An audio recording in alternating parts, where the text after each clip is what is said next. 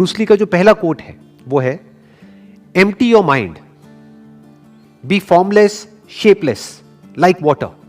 If you put water into a cup, it becomes the cup. You put water into a bottle and it becomes the bottle. You put it in a teapot, it becomes the teapot. Now water can flow or it can crash. Be water, my friend. हम जब भी कुछ भी करने जाते हैं तो पहले से ही जो हम करने वाले हैं उससे रिलेटेड हमारे माइंड में बहुत कुछ भरा होता है. फॉर एग्जाम्पल, अगर ब्रूस ली के ही स्टैंड पॉइंट से समझा जाए कि किस कॉन्टेक्स्ट से बोल रहे हैं, तो आपका जो ओपोनेंट है, वो जो सामने वाला है, उसके बारे में आपके माइंड में पहले से कुछ भी नहीं होना चाहिए. पहले से प्री कंसीव नोशंस नहीं होने चाहिए, क्योंकि हो सकता है पहले से जो आप सोच करके जा रहे हो वो बंदा अपना स्टाइल ही चेंज कर दे. वो पिछले कई सालों से मान लो एक तरीके से लड़ रहा था, तो उसी के बेस पर तो आप अपने माइंड में ये बिठा सकते हो कि मेरी क्या स्ट्रैटेजी होनी चाहिए इससे लड़ने के लिए. अब हो सकता है वो एक नई स्ट्रैटेजी बना करके आपके पास आ रहा है और आपको पता ही नहीं है. तो अगर आप पहले से ही अपने माइंड में ये बिठा करके जाओगे उससे लड़ने के लिए कि मुझे इस तरह से इससे लड़ना है, या फिर ये करेगा फिर मुझे ये करना है, तो आप हार जाओगे. तो वो क्या कह रहे हैं, एम्प्टी योर माइंड. मतलब जो भी वो करने वाला है उसके लिए तैयार रहो. Never have pre conceive notions in your mind about life. अगर वहां पे देखा जाए ब्रूस ली के कॉन्टेक्स्ट में, तो ओपोनेंट है सामने कोई.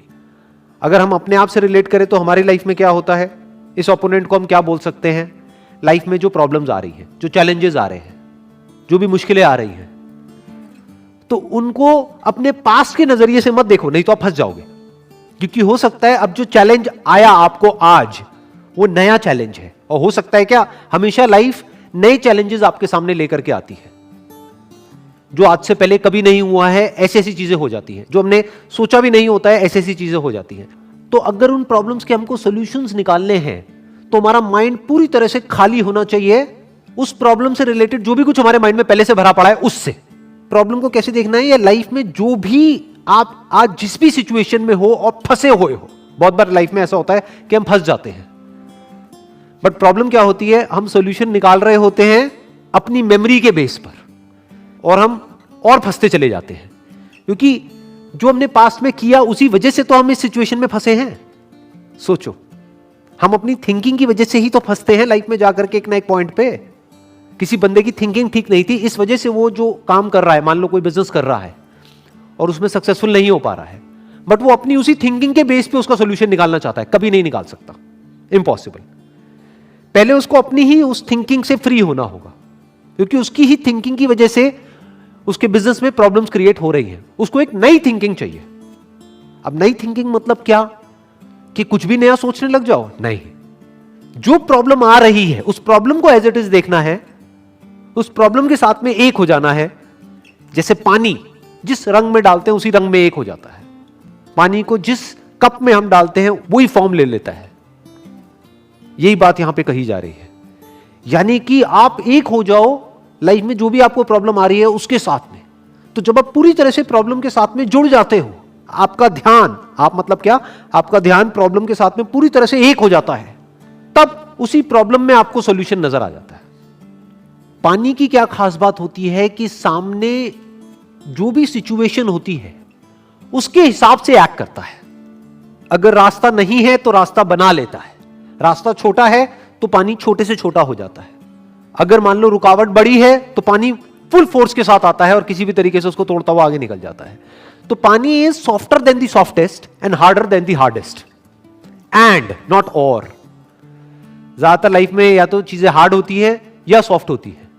पानी की क्वालिटी क्या है, it is lighter than the lightest, softer then the softest and harder than the hardest.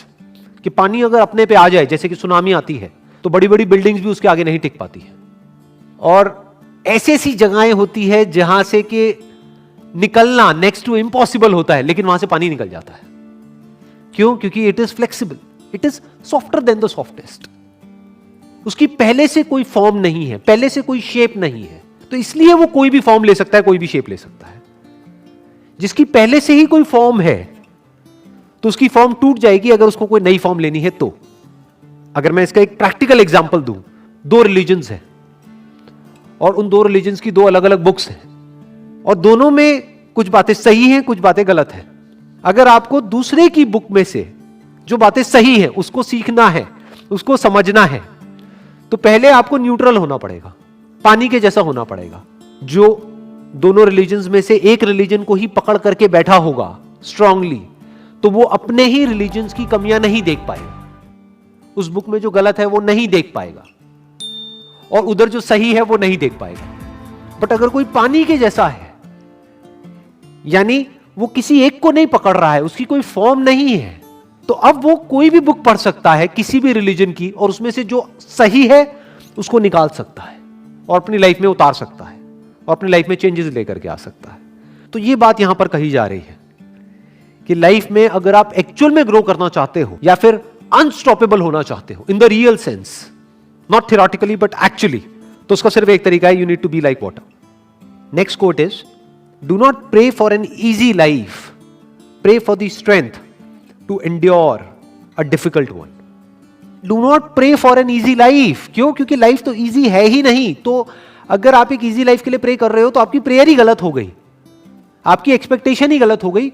आपकी एक्सपेक्टेशन ऐसी हो गई जो कभी पूरी हो ही नहीं सकती। कोई इंसान तो क्या, भगवान भी आपकी एक्सपेक्टेशन को पूरी नहीं कर सकता अगर आप कहते हो कि मुझे एक आसान जिंदगी चाहिए। आसान किसी की नहीं है जिंदगी। जो पैसे वाले हैं, मान लो कोई बच्चा है, वो किसी बहुत पैसे वाले घर में पैदा हो गया है, अरे उसकी अलग प्रॉब्लम्स है, और जो एक गरीब घर में पैदा हुआ है उसकी अलग प्रॉब्लम्स है। ऐसा नहीं है कि उसकी लाइफ में कोई प्रॉब्लम्स ही नहीं है, ऐसा कोई नहीं है। तो क्या कहा जा रहा है कि अगर प्रे करना ही है भगवान से या जिसको भी आप मानते हो उससे प्रे करना ही है, तो ये करो कि हे भगवान, मुझे एक आसान जिंदगी मत दो, क्योंकि जिंदगी तो आसान है ही नहीं। मुझे स्ट्रेंथ दो कि मैं एक मुश्किल जिंदगी को भी एंड्योर कर सकूं, सह सकूं। यानी मेरी सहन शक्ति को बढ़ाओ भगवान, मेरी स्ट्रेंथ को बढ़ाओ, मेरी पावर्स को बढ़ाओ।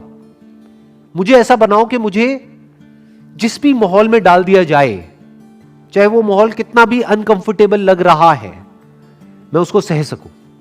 फॉर एग्जाम्पल, अगर आपको एक अच्छी बॉडी चाहिए तो उसके लिए दर्द सहना पड़ेगा, तो भगवान से प्रे करना ही है। तो भगवान से ये मत प्रे करो कि हे भगवान मेरे को एक अच्छी बॉडी दे दो। भगवान से प्रे क्या करना है कि हे भगवान मुझे शक्ति दो कि मैं उस दर्द को सह सकूं जो दर्द मुझे होने वाला है जब मैं अपनी बॉडी को बनाऊंगा। तब लाइफ में जो मुश्किलें हैं उससे लड़ने की ताकत एकदम से नहीं आती है। तो अगर आपको एक आसान जिंदगी मिल गई तो हो सकता है आपको यह भी लगे कि मेरे साथ में अच्छा हो रहा है, लेकिन एक्चुअल में आपके साथ अच्छा नहीं हो रहा है, बुरा हो रहा है। क्योंकि अगर आपको थोड़ी थोड़ी मुश्किलें मिलती रहे लाइफ में, तो धीरे धीरे आने वाले टाइम में आप इस लेवल पे आ सकते हो कि बड़ी से बड़ी मुश्किल से भी टकरा सको। Next quote is, I fear not the man who has practised 10,000 kicks once, but I fear the man who has practised 1 kick 10,000 times.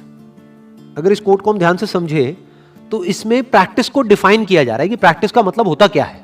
जिसने प्रैक्टिस कर रखी है किसी एक काम की, बार बार बार बार बार बार बार बार बार बार जब हम प्रैक्टिस करते रहते हैं तो क्या होता है, तो हम एक स्टेट में चले जाते हैं जिस स्टेट को बोलते हैं द स्टेट ऑफ फ्लो। और स्टेट ऑफ फ्लो में क्या होता है कि वो काम अपने आप होने लग जाता है। एक है आपको सोच करके एक काम को करना होता है, तो बीच में एक फिल्टर आ गया। जैसे एक आदमी ने अगर एक किक की प्रैक्टिस 10 बार करी है, तो अब अगर उसको उस किक को उसी जगह पे मारना है, सामने वाले को, ओपोनेंट को, जिस जगह पे वो मारना चाहता है, मान लो नेक के यहां पर, तो उसको पहले सोचना पड़ेगा, वहां पर बड़ा दिमाग लगाना पड़ेगा, ध्यान लगाना पड़ेगा, तब जाकर के वो शायद हिट कर पाएगा। लेकिन अगर 10,000 बार उसने उसकी प्रैक्टिस कर रखी है या 1000 बार प्रैक्टिस कर रखी है एग्जैक्ट उसी की, तो अब उसको दिमाग लगाने की जरूरत नहीं है। या ये कह लो, ये जो दिमाग लगाने का काम है ये इतनी तेजी से हो जाएगा कि पता भी नहीं लगेगा, ऐसा लगेगा कि दिमाग लगा ही नहीं है। वो गैप बीच में से हट गया, यानी वो काम बहुत ही स्पीड से हो जाएगा। और स्पीड का ही सारा खेल होता है कि कौन सा काम कितनी स्पीड से हो रहा है, स्पेशली लड़ाई में, जिस कॉन्टेक्स्ट में कहा जा रहा है। फ्रैक्शन ऑफ सेकंड्स का डिफरेंस होता है कि जिस आदमी ने 10 बार प्रैक्टिस करी है, मान लो उसको वो किक सही जगह तक पहुंचाने में 1 सेकंड लगेगा, और जो दूसरा आदमी है उसको आधा सेकंड लगेगा। लेकिन ये आधा सेकंड का जो डिफरेंस आएगा वो इतना बड़ा है जिसकी कोई हद नहीं है, कि सामने वाले को आधा टाइम मिलेगा अपने आप को बचाने का, अपने आप को डिफेंड करने का। तो प्रैक्टिस से क्या होता है?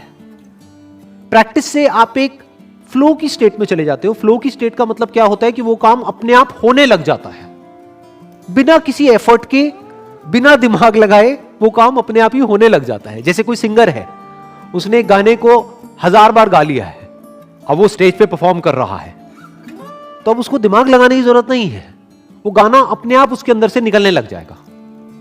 तो यहां पे एक्चुअल में प्रैक्टिस को डिफाइन किया जा रहा है, व्हाट इज प्रैक्टिस। और प्रैक्टिस जब भी हम लाइफ में करते हैं उसमें फोकस का बहुत बड़ा रोल है, नहीं तो वो प्रैक्टिस बेकार है। पहले आपको चूज करना पड़ेगा कि मुझे फोकस कहां करना है, और फिर जो भी उससे रिलेटेड नहीं है उसको मना करना होगा, उसको हटाना होगा। फिर जहां पर आपका फोकस है वहां पे रेपिटेशन चाहिए, बार बार उसको रिपीट करना होगा।